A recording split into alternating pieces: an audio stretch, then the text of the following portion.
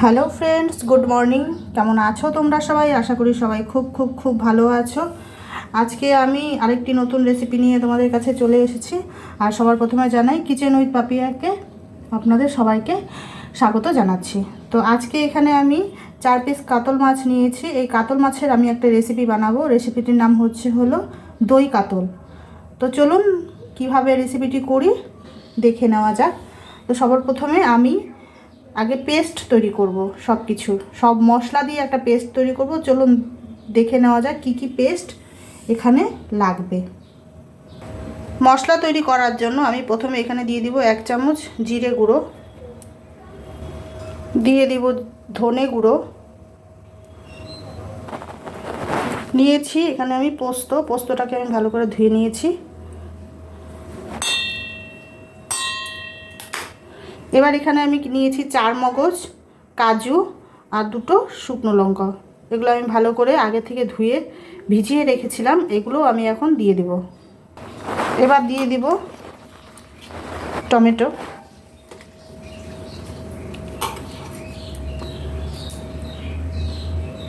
কয়েক টুকরা নিয়েছি রসুন কুচি, পেঁয়াজ কুচি,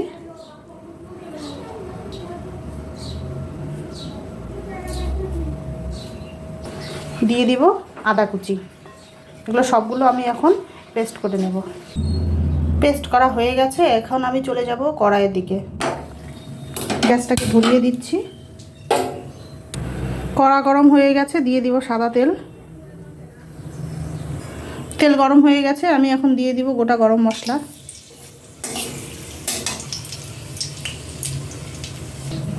কিছু পেঁয়াজ রেখেছিলাম ফোড়নের জন্য, এগুলো দিয়ে দিব।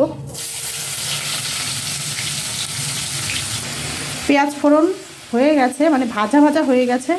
এখন আমি দিয়ে দিব এই যে পেস্টটা দিয়ে দেবো।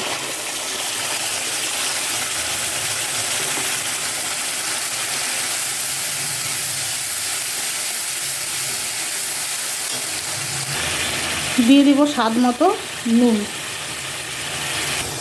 মশলাটাকে এখন আমি ভালো করে কষাবো।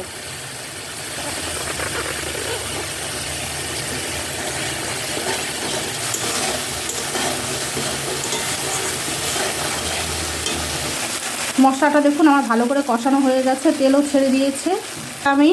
এদিকে আমি নিয়ে নিয়েছি দই, যেটা নাকি মেইন উপকরণ। এখানে আমি 2 চামচ দই নিয়েছি, নিয়ে আমি ফেটিয়ে রেখেছিলাম।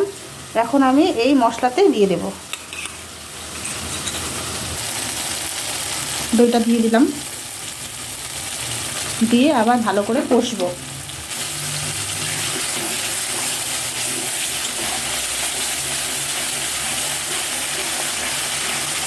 মশলাটা খুব ভালো করে কষা হয়ে গেছে। এখন আমি এই যে মাছ আছে, এই মাছগুলো আমি এখন দিয়ে দেব। মাছগুলো আমি ভাজিনি, কারণ দই কাতলাতে মাছ ভেজে দিলে ভালো লাগবে না, তাই আমি কাঁচা মাছগুলো এই মশলাতে ছেড়ে দেব।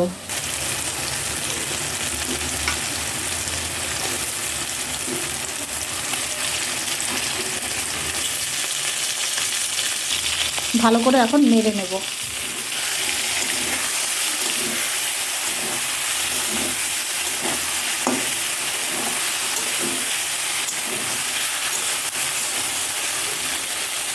আমি ভালো করে নিয়ে নিয়েছি। এবার এই দইয়ের বাটির গায়ে অনেক দই লেগেছিল, তো সেইটাকে জল দিয়ে ভালো করে গুলে এখন আমি ঝোল দিয়ে দেব।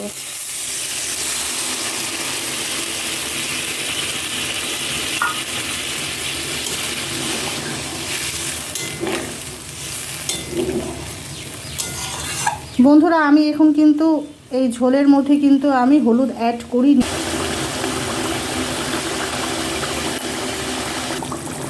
দই কাতলা হয়ে গেছে। এবার আমি দিয়ে দেব এখানে কাসুরি মেথি। হাত দিয়ে বেশ ভালো করে পেস্ট করে নিয়েছি, তো এটা আমি এখন দিয়ে দেব। গুঁড়ো করে নিয়েছিলাম কাসুরি মেথিটাকে।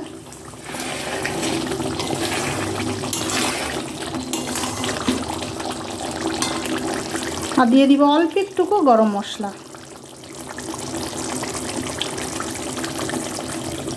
তো আমার দই কাতলা রেডি। এখন আমি গ্যাসটাকে অফ করে দেব।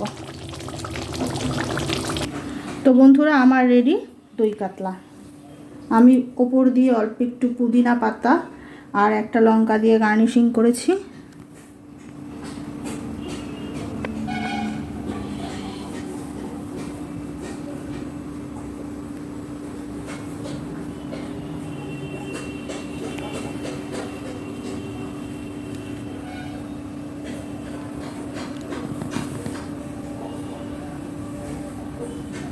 তো আজকের এই রেসিপিটা আপনাদের কেমন লাগলো অবশ্যই কমেন্ট করে জানাবেন।